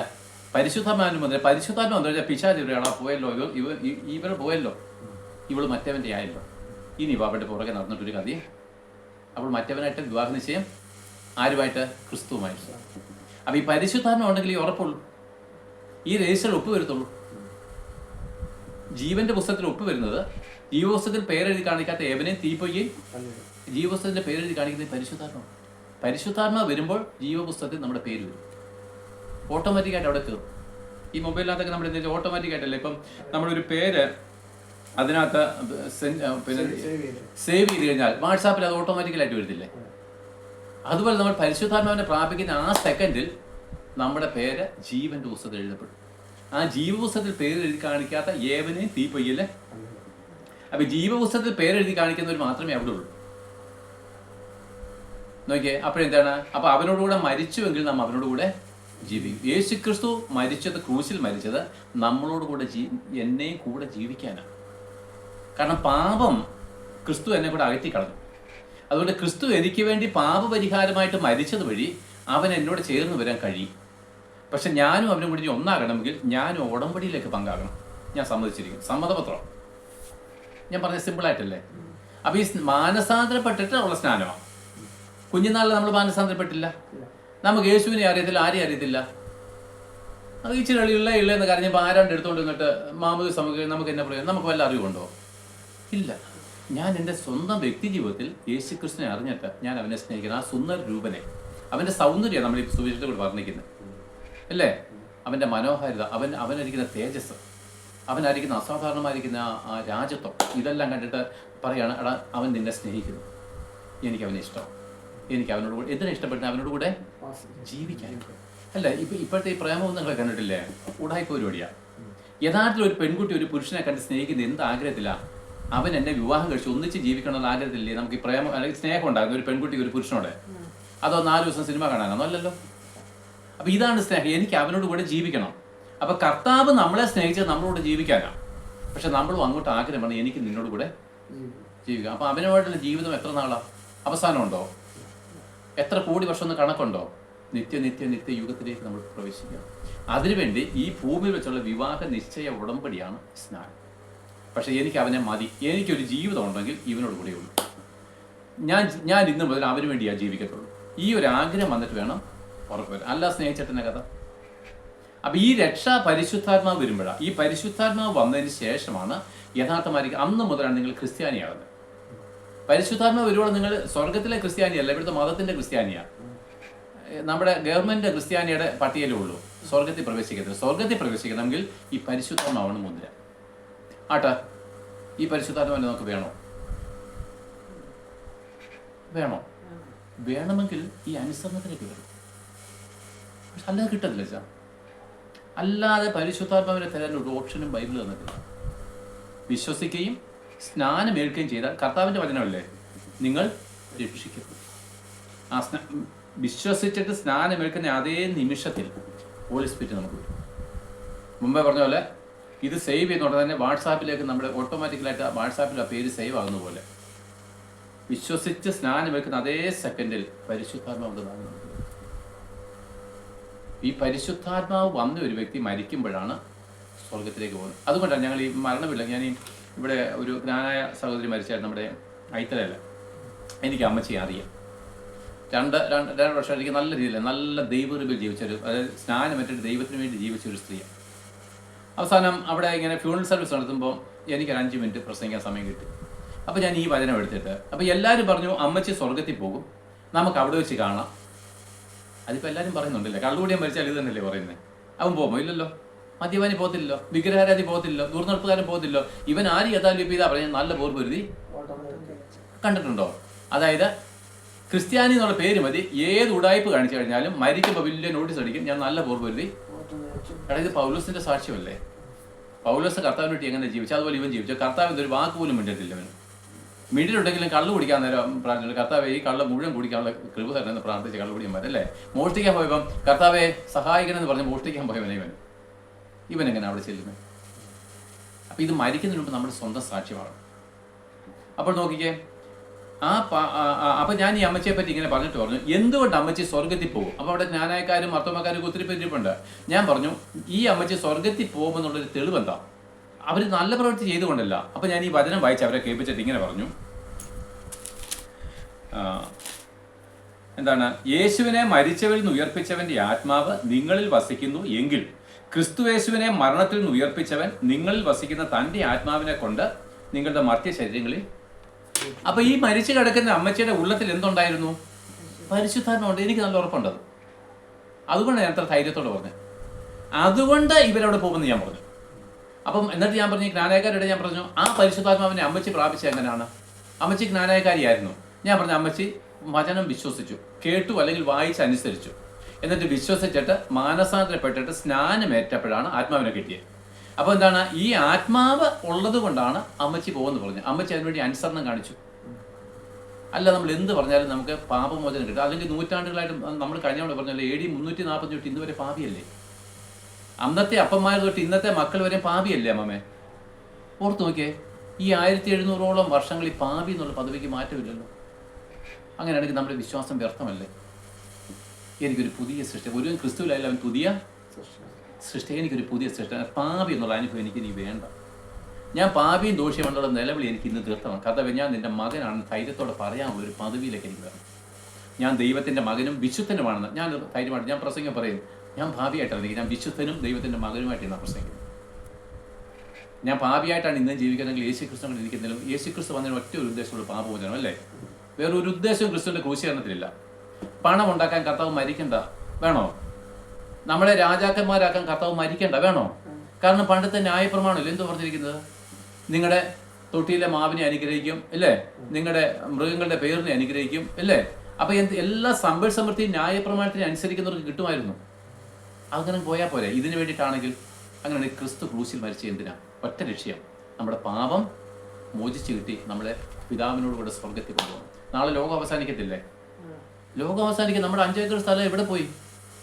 തീ കത്തിപ്പോയി, കാണാനില്ല പിന്നത്. അതുകൊണ്ട് കണ്ണുകൊണ്ട് കാണുന്നതെല്ലാം മായ എന്ന് പറഞ്ഞത്. നമ്മുടെ 5 ഏക്കർ സ്ഥലവും അല്ലെങ്കിൽ എന്താണ് നമ്മുടെ ഇപ്പം നിങ്ങൾ 5 കോടി രൂപയുടെ ബംഗ്ലാവ് വെച്ചാൽ ബംഗ്ലാവ് ഒന്നും നാളെ ആവിയായിട്ട് പോകും, കാണാനില്ല പിന്നെ. പക്ഷെ കാണുന്നതോ താൽക്കാലികം, കാണാത്തതോ നിത്യം. അപ്പൊ കാണാത്തതിന് വേണ്ടി കാത്തിരിക്കുന്ന വിശ്വാസി. കാണാത്തത് എന്തുവാ? അബ്രഹാം കൂടാരങ്ങൾ പാർത്തു, തൻ്റെ ഇസഹാക്കിനോടും യാക്കോബിനോടും കൂടെ കൂടാരങ്ങൾ പാർത്തുകൊണ്ട്. അത് ഭൂമി കണ്ണുകൊണ്ട് കാണുന്നതാ. ഭയങ്കര സമ്പന്നനായിരുന്നു അബ്രഹാം. ദൈവം ശില്പിയായിട്ട് നിർമ്മിച്ചതും അടിസ്ഥാനം വിട്ടതുമായിരിക്കുന്ന ഒരു നഗരത്തിന് വേണ്ടി കാത്തിരുന്ന. അപ്പം ഈ വിശ്വാസ ജീവിതം എന്ന് പറഞ്ഞാൽ കണ്ണുകൊണ്ട് കാണാത്തതും വിശ്വാസത്താൽ അറിയുന്നതുമായിരിക്കുന്ന ഒരു കാര്യത്തിന്റെ ഫലപ്രാപ്തിക്ക് വേണ്ടി കാത്തിരിക്കുക. അതാ വിശ്വാസം എന്ന് പറയുന്നത്. ആശിക്കുന്ന കാര്യത്തിന്റെ ഉറപ്പും കാണാത്ത കാര്യങ്ങളുടെ. അപ്പൊ സ്വർഗം നമ്മളിപ്പോൾ കാണുന്നുണ്ടോ? പക്ഷെ ആശിക്കുന്നു. ആശിക്കുമ്പോഴെന്താ നമ്മൾ സ്വർഗം ഉണ്ടെന്ന് ഞാൻ ഉറപ്പിച്ചിരിക്കുന്നു. അവിടെ എനിക്ക് വേണ്ടി യേശു ക്രിസ്തു ഒരു സൗധം, ഒരു ഭവനം പണിഞ്ഞിട്ടുണ്ട് ഞാൻ വിശ്വസിക്കുന്നു. ആശിക്കുന്നു, അതെനിക്ക് ഉറപ്പാണ്. ആ ഉറപ്പില്ലെങ്കിൽ നമ്മുടെ വാക്കിന് ധൈര്യം വരുമോ? ആ ആശിക്കുന്ന കാര്യത്തിന്റെ ഉറപ്പും കാണാത്ത കാര്യങ്ങളുടെ ദിശ അതെനിക്ക് സ്ഥിരമാണ്, അതെനിക്ക് ഉറപ്പായിട്ട് കിട്ടും. അതിനുവേണ്ടിയൊക്കെ അതുകൊണ്ടാണ് പൗലോസ് കഷ്ടം സഹിച്ചത് അല്ലേ? അല്ല ഞാൻ ചോദിക്കട്ടെ, ഇത്ര വലിയ മഹാനായിരുന്ന മനുഷ്യൻ എന്തിനെ കഷ്ടം സഹിച്ചേ? കപ്പൽ, സ്വന്തമായിട്ട് കപ്പലുണ്ടായിരുന്നവരെ ഈ പൗലോസ്. ഇതെല്ലാം വിറ്റ് അങ്ങോട്ട് ഇറങ്ങിയാൽ അടി, ഇങ്ങോട്ട് ഇറങ്ങിയാൽ അടി ഇല്ലേ? സ്വന്തം ജനങ്ങളെ കല്ലേറ്, എല്ലാം അനുഭവിക്കും. എന്താണ്? അവൻ അത് കണ്ടു. വല്ല വിധേനെ അവിടെ ചെല്ലണമെന്ന് മാത്രമേ അതിനൊരിക്കലും അവസാനമില്ല. അപ്പോൾ നമ്മുടെ എല്ലാ പ്രശ്നങ്ങളും പ്രയാസങ്ങളും ഭാരങ്ങളും രോഗങ്ങളും ഇവിടം കൊണ്ടങ്ങ് തീരും. ഇങ്ങനെയാണെങ്കിൽ, ഇല്ലെങ്കിൽ ഈ ഭൂമിയിൽ ഉണ്ടായതിനേക്കാളും ഇരട്ടി വേദനയിലേക്കാണ് നമ്മൾ പോകുന്നത്. മനസ്സിലായോ? ഈ ഭൂമിയിലെ മരിച്ചതിന് ശേഷം ആർക്കും സഹായിക്കാൻ കഴിയാത്ത നിത്യ നരകത്തിലേക്ക് നമ്മൾ എറിയപ്പെടും. ഞാൻ പലപ്പോഴും കരഞ്ഞുകൊണ്ട് ഇങ്ങനെ പറയാറുണ്ട് പരസ്യത്തിലാണ്. ഇവിടെ ഞാൻ പറയും, ഒരു ക്യാൻസർ, ഒരു കഠിനമായിരിക്കുന്ന രോഗി, അല്ലെങ്കിൽ ജീവിത സാഹചര്യങ്ങൾ വ്യർത്ഥമാണെങ്കിൽ ആത്മഹത്യ ചെയ്തങ്ങ് തീർക്കാം, ഇല്ലേ? അല്ലെങ്കിൽ ഞാൻ ചോദിക്കട്ടെ, എൻ്റെ ജ്യേഷ്ഠനൊക്കെ ക്യാൻസർ രോഗിയായിട്ട് കിടന്നപ്പോൾ ഞാൻ വേദന കണ്ടതാണ്. അപ്പോൾ എന്താണ് ഒരു മരുന്നിൻ്റെ പേര് ഞാൻ ഇടയ്ക്കിടയ്ക്ക് മറന്നു പോകും. അത് മോർഫിനോ കണ്ടത്. അത് കൊടുത്തു കഴിഞ്ഞാൽ ഒരു 5 മിനിറ്റ് പുള്ളി മയങ്ങും. എത്ര വലിയ വേദന, 5 മിനിറ്റ് മയങ്ങും. ഈ 5 മിനിറ്റ് കഴിയുമ്പോഴേ പിന്നെയും ചാടി എഴുന്നേറ്റ് എന്തോ നിലവിളി, വേദനിക്കുന്നു പറയാം, എന്തൊരു കരച്ചിലാണ്. അത് അസഹനീയ വേദന, നമുക്കറിയത്തില്ല. അപ്പം നോക്കിയാൽ ഈ ഭൂമിയിലെ ഏത് വേദനയ്ക്കും നമുക്ക് സഡേഷൻ തരുവാൻ മരുന്നുണ്ട്. പക്ഷെ നമ്മൾ നരകാഗ്നിയിലേക്ക് വീണ് കഴിഞ്ഞാൽ, ഇത് ക്യാൻസർ തുടങ്ങിയിട്ട് 1 വർഷം അല്ലെങ്കിൽ 6 മാസമൊക്കെ ആയിട്ടുള്ളൂ. നരകാഗ്നിയിലേക്ക് വീണ് കഴിഞ്ഞാൽ ഒരു 10,000 കോടി വർഷം കഴിഞ്ഞാലും ഒരു 5 മിനിറ്റ് ഒരു തണുപ്പ് കിട്ടാൻ വേണ്ടി കിട്ടത്തില്ല. നോട്ട് നോക്കി അച്ഛാ, ഞാൻ ഇങ്ങനെ പറഞ്ഞു, നിങ്ങൾ നിങ്ങളുടെ മക്കളെ സ്നേഹിക്കുന്നെങ്കിൽ, നിങ്ങളുടെ ഭാര്യയെ സ്നേഹിക്കുന്നെങ്കിൽ, ഭർത്താവിനെ സ്നേഹിക്കുന്നെങ്കിൽ ഈ രക്ഷ നിങ്ങൾ സ്വന്തമാക്കണ്ടേ? ആ നരകാഗ്നിയിലേക്ക് വീണ് കഴിഞ്ഞാൽ 50,000 കോടി വർഷം കഴിഞ്ഞിട്ട് എനിക്കൊരു 5 മിനിറ്റ് ഒരു തണൽ വേണമെന്ന് പറഞ്ഞാൽ കിട്ടാനില്ല. അതിന് അവസാനമില്ല. ഞാൻ കരഞ്ഞോണ്ടാണ് പറയുന്നത്. ഇത് റിയൽ അനുഭവം. അങ്ങനെയാണെങ്കിൽ ഞാൻ ചോദിക്കട്ടെ, നമുക്ക് എന്ത് വേണം? മതം വേണോ? കർത്താവ് വേണം? പാരമ്പര്യം വേണോ? കർത്താവ് വേണം? സ്വർഗം വേണോ? നരകം വേണോ? തീരുമാനം നമ്മൾ തീരുമാനിക്കുക. ദൈവം ഒന്നും ചെയ്തില്ല. അന്ന് പെണ്ണ് കാണാൻ ചെന്നു, ഈ പുള്ളിക്കാരുടെ സമ്മതം കിട്ടിയിട്ടാണ് വിവാഹ നിശ്ചയം നടത്തി, അല്ലേ? അല്ല, പെണ്ണ് കണ്ടു, എനിക്ക് ഇഷ്ടപ്പെട്ടു, പിന്നെ നിശ്ചയം വെച്ചാക്കാൻ പറഞ്ഞാൽ പറ്റുമോ? പണ്ടൊക്കെ പിന്നെ അങ്ങനെ അപ്പന്മാർ പറയുന്ന പോലെ കേൾക്കുമെങ്കിൽ അത് നിയമമല്ലല്ലോ. അപ്പൊ കണ്ട് ഇഷ്ടപ്പെട്ടിട്ട് ഈ പെൺകുട്ടിയുടെ സമ്മതം കൂടെ കേട്ടിട്ടാണ് വിവാഹ നിശ്ചയത്തിന് കുറി, അല്ലേ? അങ്ങനെയാണെങ്കിൽ സ്വർഗത്തിലെ കച്ചാന് പ്രവേശിക്കണമെങ്കിൽ ഈ നിയമത്തിലേക്ക് വരുവാൻ സ്വന്തം ഇഷ്ടമുണ്ടെങ്കിൽ മാത്രമേ ദൈവം പരിശുദ്ധാത്മാവിനെ തരുള്ളൂ. അല്ല സ്നാനമേറ്റതുകൊണ്ടല്ല, വിശ്വസിച്ച് സ്നാനമേറ്റുന്നില്ല കാര്യം. ആവട്ടെ, ഈ രക്ഷ കിട്ടിക്കഴിഞ്ഞാൽ ഗുണം തോന്നിയോ? ഈ ഭൂമിയിൽ ഇനിയിപ്പം സംഭവിക്കാൻ പോകുന്നത്, ഈ രക്ഷിക്കപ്പെട്ട ഒരു വ്യക്തി കർത്താവിന് വേണ്ടിയാണ് ജീവിക്കും. വിവാഹം കഴിച്ച ഒരു ഭാര്യ ഭർത്താവിന് വേണ്ടിയാണ് ജീവിക്കുന്നത്. നമ്മൾ കർത്താവിന് വേണ്ടി ജീവിച്ചാൽ എന്താ ഗുണം അറിയാമോ? യേശു ക്രിസ്തു ഇന്ന് വരികയോ നമ്മൾ ഇതങ്ങ് മരിച്ചു പോവുകയോ ചെയ്താൽ അവൻ നമ്മുടെ ഈ ശരീരം അങ്ങ് മാറ്റും. ഇത് ദ്രവത്തുള്ളതും വേദനയുള്ളതും പാവമുള്ളതും ഇത് മാറ്റിയിട്ട് വേറൊന്നും കൊണ്ട് ധരിപ്പിക്കും. മനസ്സിലല്ലേ? നമ്മുടെ കീറിയ ഉടുപ്പ് മാറ്റിയിട്ട് കല്യാണത്തിന് പോകുമ്പോൾ പുതിയ വസ്ത്രം ധരിക്കുന്ന പോലെ ഈ പഴഞ്ചൻ ശരീരം അങ്ങോട്ട് മാറ്റിയിട്ട് പുതിയ ഒന്നിൻ്റെ മേലങ്ങ് വാഴും. എന്നിട്ട് 1000 വർഷം ഇതേ ഭൂമിയിൽ നമ്മൾ വാഴാൻ പോകുന്നു. അതിനോട് ഒരു വചനമുണ്ട്, അവനോട് മരിച്ചുവെങ്കിൽ നമ്മൾ അവനോട് കൂടെ ജീവിക്കും, കഷ്ടം സഹിച്ചാൽ അവനോട് കൂടെ വാഴും. കഷ്ടം രണ്ടാമതിരിക്കട്ടെ. അപ്പോൾ ഞാൻ ചോദിക്കട്ടെ, അമ്മാമ്മ വിവാഹത്തിന് ശേഷം വിവാഹത്തിന് മുമ്പുള്ളതിനേക്കാളും വലിയ കഷ്ടങ്ങൾ കൂടെ ഇല്ലയോ പോയെ? അല്ലേ? വിവാഹം കഴിക്കുന്നുണ്ട് അപ്പൻ്റെ അമ്മയുടെ കൂടെ ലാളിച്ചും കൊഞ്ചിച്ചും ഒക്കെ ആയിരിക്കും നമ്മളെ വളർത്തിയത്, അല്ലേ? നമ്മളെ എടുത്തു നോക്കിയാണ് വളർത്തിയത്. പക്ഷെ വിവാഹം കഴിച്ചുകൊണ്ട് കഷ്ടങ്ങളാണ്. പക്ഷെ ആ കഷ്ടങ്ങൾ നമുക്ക് സന്തോഷമല്ലേ? അത് ആർക്ക് വേണ്ടിയാണ് കഷ്ടം സഹിച്ചത്? ഇദ്ദേഹത്തിന് വേണ്ടിയിട്ടല്ലേ? അപ്പം ആ ഇദ്ദേഹത്തോടുള്ള സ്നേഹത്തിലെ കഷ്ടങ്ങൾ നമുക്ക് സന്തോഷമാണ്. കുഞ്ഞുങ്ങളെ പ്രസവിക്കുന്നത് ഭയങ്കര വേദനയല്ലേ? ആ കുഞ്ഞുങ്ങളെ വളർത്തുന്ന പറഞ്ഞാൽ ഭയങ്കര ഭാരമല്ലേ? ഒരു കൊച്ചു കുഞ്ഞിനെ 3 പിള്ളേരെ വളർത്തിക്കൊണ്ട് വരണമെങ്കിൽ അതെല്ലാം കഴിഞ്ഞുപോയി. പക്ഷെ അന്നൊക്കെ നമ്മുടെ സ്വന്തം ആഗ്രഹങ്ങളും ഇഷ്ടങ്ങളും എല്ലാം വിട്ടു ഉറക്കമില്ല, അല്ലേ? പക്ഷെ അതെല്ലാം താൻ സ്നേഹിച്ച ഭർത്താവിന് വേണ്ടി സഹിക്കുമ്പോൾ ആ കഷ്ടങ്ങൾ നമുക്ക് സന്തോഷമാണ്.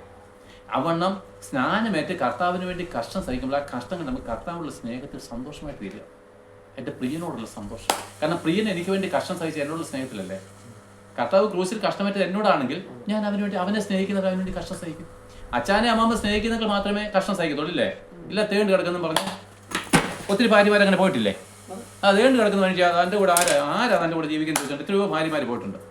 പക്ഷെ ഭർത്താവിനെ സ്നേഹിക്കുന്ന ഒരു ഭാര്യ ഏത് കഷ്ടത, അങ്ങനെയാണല്ലോ വിവാഹം ഉടമ്പടി. ഉണ്മയിലും ഇല്ലായ്മയിലും, അല്ലേ? രോഗത്തിലും അനാരോഗ്യത്തിലും, അല്ലേ? ആ നിയമം എന്താണ്? സ്നേഹിക്കുന്നവർക്ക് മാത്രമേ, ദൈവത്തെ സ്നേഹിക്കണം, ഇദ്ദേഹത്തെ സ്നേഹിക്കണം, എങ്കിൽ മാത്രമേ നമുക്ക് നിലനിർത്താൻ പറ്റൂ. അങ്ങനെ സ്നാനമേറ്റ ഒരു വ്യക്തി കർത്താവിന് വേണ്ടി കഷ്ടം സഹിക്കുന്നുവെങ്കിൽ 1000 വർഷം നമ്മുടെ ഭൂമി ജീവിക്കാവുന്നതുകൊണ്ട് 1000 വർഷം ഓർത്തു നോക്കി. എന്നിട്ട് നമ്മൾ ഒരു പക്ഷേ ഈ ദേശത്തെ നാടുവഴിയായിരിക്കാം അച്ഛൻ. 1000 വർഷം 1-2 വർഷമല്ല. അതിൻ്റെ തെളിവ് അവിടെ പത്രോസ് ചോദിച്ചു, ഞങ്ങൾക്ക് എന്തെങ്കിലും കിട്ടുമെന്ന് ചോദിച്ചു. കർത്താവ് പറഞ്ഞു, എടാ നിങ്ങൾ എൻ്റെ നാമനിമിത്തം ഇതൊക്കെ വിട്ടുകളഞ്ഞല്ലേ? പറഞ്ഞു, നിങ്ങൾ സിംഹാസനത്തിലിരുന്ന് നിങ്ങൾ 12 പേരും 12 സിംഹാസനത്തിൽ നിൽക്കുന്ന ഇസ്രായേൽ ഗോത്രം 12-നെയും ന്യായം വിധിക്കും. എന്നുവെച്ചാൽ 1000 ആണ്ട് വാഴ്ചകാലത്ത് ഈ ഇസ്രായേൽ ഗോത്രം 12-നെയും നാടുവഴിയായിട്ട് ഭരിക്കുന്ന ഇവരായി അപ്പോസ്തലന്മാർ. അവർ മുക്കുവന്മാരായിരുന്നു, ഇല്ലേ? ടാക്സ് കളക്ടേഴ്സ് ആയിരുന്നു. കർത്താവ് വിളിച്ചപ്പോൾ കൂടെ അങ്ങ് പോയി. എന്തോ കിട്ടുമെന്ന് ചോദിച്ചാൽ ഇതാ കിട്ടാൻ മതി. വരുമാനിക്ക രാജ്യത്ത് ഇവിടെ ഒന്നുമില്ല. അതിനുശേഷമേ ലോകം അവസാനിക്കത്തുള്ളൂ. അപ്പോൾ ലോകം അവസാനം എന്ന് പറഞ്ഞാൽ എന്നാ അവസാനിക്കുന്നറിയോ? ബൈബിൾ വെച്ച് നോക്കുക. ഇതാണല്ലോ സത്യം. ബൈബിൾ വെച്ച് നോക്കി കഴിഞ്ഞാൽ ഇന്നിപ്പോൾ എത്ര ഡേറ്റ് എത്ര? ഇന്ന് 2025 നവംബർ 7. ഇന്നാണ് യേശുക്രിസ്തു വരുന്നതെങ്കിൽ 1000 വർഷത്തെ ഭരണം കഴിയുന്ന ദിവസം എന്നാ? 3025 നവംബർ 7 ലോകം അവസാനിക്കും. അല്ല ഇന്ന് നാളെ ഒന്നും ലോകം അവസാനിക്കും. നാസയും അമേരിക്കയൊക്കെ പറയാം അവിടുന്ന് ഒരു ഗോളം വരുന്നു, ഇവിടുന്ന് ഭൂമി വീണു. ഇതൊന്നും നടക്കത്തില്ല. യേശുക്രിസ്തു വന്ന 1000 വർഷം ഭരിച്ചതിന് ശേഷമേ ലോകം അവസാനിക്കുന്നു. അപ്പോൾ 1000 ആണ്ട് നമ്മൾ ഭൂമിയിൽ കർത്താവിനോട് കൂടെ ജീവിക്കും. അതിനുശേഷം ലോകം അവസാനിക്കുമ്പോൾ നമ്മൾ പറന്നങ്ങോട്ട് പോവാം. എവിടോട്ട്? സ്വർഗത്തിൽ പുത്രൻ്റെയും പിതാവിനോടും കൂടെ ചേർന്ന് പിന്നാണ് എന്താണ് എറ്റർണൽ ലൈഫ് തുടങ്ങുന്നത്. ഇനി അവസാനമില്ല. നോക്കിയാൽ ഈ രക്ഷയ്ക്ക് വേണ്ടിയിട്ടാണ് ഈ സുവിശേഷം വിളിക്കുന്നത്. നോക്കാച്ചാൽ ബുദ്ധിമാന്മാർ ഇതിനെ അംഗീകരിക്കും. മനുഷ്യൻ്റെ മാനം വേണ്ടാന്ന് നോക്കും, പാരമ്പര്യം ഉപേക്ഷിക്കും. അങ്ങനെ പത്രോസും പൗലോസും എല്ലാം അവരെല്ലാം പാരമ്പര്യമല്ലായിരുന്നു. അബ്രഹാമിൻ്റെ സന്തതികളല്ലേ. അവരാ വേണ്ടാന്ന് വെച്ചു. അവർ പറഞ്ഞു, മോശയും പറഞ്ഞു എന്താണ്? പ്രതിഫലം നോക്കിക്കഴിഞ്ഞാൽ എന്താണ്? ഫറവോന്റെ പുത്രിയുടെ മകൻ എന്നുള്ള പദവി വേണ്ടാന്ന് വെച്ചു. പ്രതിഫലം എന്തുവാ? അവൻ അവിടെ നിന്ന് കഴിഞ്ഞാൽ ഇസ്രായേൽ ജനത്തിന് വേണ്ടി കഷ്ടം സഹിക്കാതെ ഫറവോനോട് ചേർന്ന് ഇസ്രായേൽ ജനത്തിനെ പീഡിപ്പിച്ചാൽ അടുത്ത ഫറവോനാ, ഈജിപ്തിന്റെ അടുത്ത പ്രധാനമന്ത്രിയാണ്. പക്ഷെ അവൻ ചത്തുപോകത്തില്ലേ? പിന്നെ അവന് പ്രത്യാശിക്കാനൊന്നുമില്ലല്ലോ. അപ്പൊ അവനൊരു തിരഞ്ഞെടുപ്പ് എടുത്തു. ഏതാണ് എനിക്ക് കൂടുതൽ ലാഭം? അപ്പൊ പറഞ്ഞു, ദൈവമക്കളോട് ചേർന്ന് ദൈവത്തിന്റെ ജനത്തോട് കൂടി കഷ്ടം സഹിക്കുന്ന എനിക്ക് ലാഭം. നോക്കിയേ, യേശുക്രിസ്തു മരുഭൂമിയിൽ ഇരിക്കുമ്പോൾ അവിടെ ഇറങ്ങി വന്ന 2 പേരിൽ ഒരുത്തൻ ആരാ? മോശയല്ലേ. നോക്കിയേ, എന്തെന്തൊക്കെ ജീവിക്കുന്ന ഒരു ആത്മാവാണ്. അപ്പം പ്രതിഫലം നോക്കിക്കഴിഞ്ഞപ്പോൾ മനസ്സിലായി ദൈവജനത്തിനോട് കൂടെ നിൽക്കുന്നതാ ലാഭം. മറ്റേതിപ്പോ ഫറവോനായിട്ട് രാജാവായിട്ട് ഇപ്പൊ നമ്മുടെ പ്രധാനമന്ത്രി അയാൾ നാണം കെട്ടിറങ്ങി പോകുമ്പോൾ അല്ലേ, ഇന്നേ വെള്ളം എല്ലാ ഇമേജ് തലയും കുമ്പിട്ട് ഇറങ്ങി പോകുമ്പോൾ എന്തെങ്കിലും നേടിയോ? ദുഃഖവും അപമാനവും എല്ലാം വല്ലതും ഉണ്ടോ? പക്ഷെ ഇവിടെ അങ്ങനെയല്ല. നമ്മൾ തേജസ്മേൽ തേജസ് പ്രാപിക്കുക. ഓരോ ദിവസം കഴിയുന്നവർ നമ്മുടെ സന്തോഷം അധികരിക്കുക ആവട്ടെ. അപ്പൊ രക്ഷിക്കപ്പെടാൻ നമ്മൾ എന്ത് ചെയ്യണം? ഒന്നാമത് പാപിയാണെന്ന് അംഗീകരിക്കണം. പാപത്തിന്റെ ശമ്പളം മരണം വെച്ചാൽ നരകവിധി. ഈ മരണമല്ല, നരകാഗ്നിയാണ്. കർത്താവേ, എനിക്ക് ഈ മരണത്തിന് രക്ഷ, എനിക്ക് ഈ പാപത്തിന് രക്ഷ പ്രാപിക്കണം. ഓ സിമ്പിൾ. ഇന്ന് വേണോ? ഇന്ന് വേണമെങ്കിൽ ഇന്ന് എന്താ ഞാൻ ചെയ്യേണ്ടത്? നീ മാനസാന്തരപ്പെടുക. ഞാൻ ദൈവപുത്രൻ എന്ന് വിശ്വസിക്കുന്നു. മറിയയുടെ സന്തതി എന്നല്ല വിശ്വസിക്കേണ്ടത്, ദൈവത്തിന്റെ പുത്രൻ എന്നാണ് വിശ്വസിക്കുന്നു. ആട്ടെ, സ്നാനം പറ്റുമോ? ഇപ്പൊ 5 മിനിറ്റ് സ്നാനം പറ്റുമോ? വിശ്വസിച്ച ആ 5 മിനിറ്റകം നിങ്ങളുടെ പേര് മാറുക. പാപിയും ദോഷി എന്നുള്ള 1700 വർഷത്തെ ചരിത്രം മാറി. ഇന്ന് മുതൽ നിങ്ങൾ പുതിയ സൃഷ്ടിയാണ്. ഞാൻ വിശുദ്ധനും ദൈവത്തിന്റെ ഇത് നമ്മൾ നീട്ടിക്കൊണ്ടുപോകും. അപ്പൊ ഇതാണ് രക്ഷിക്കപ്പെടുക എന്നുള്ള പറഞ്ഞതിന്റെ അർത്ഥം.